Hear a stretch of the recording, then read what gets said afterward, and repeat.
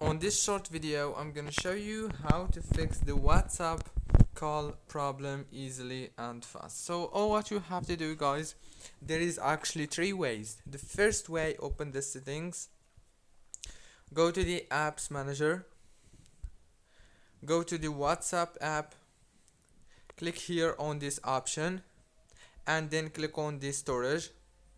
Click on this clear data right here, and then click on clear cache. Go back, click on the data usage, scroll, disable the background data, and go back. That's the first way. The second way, open the Play Store, search for WhatsApp and update it. Because sometimes the problem is just because you don't have latest version of WhatsApp. And the last thing is you have to turn off your phone, turn it on again, and the problem must be solved. Don't forget to like, subscribe. Thank you for watching this tutorial.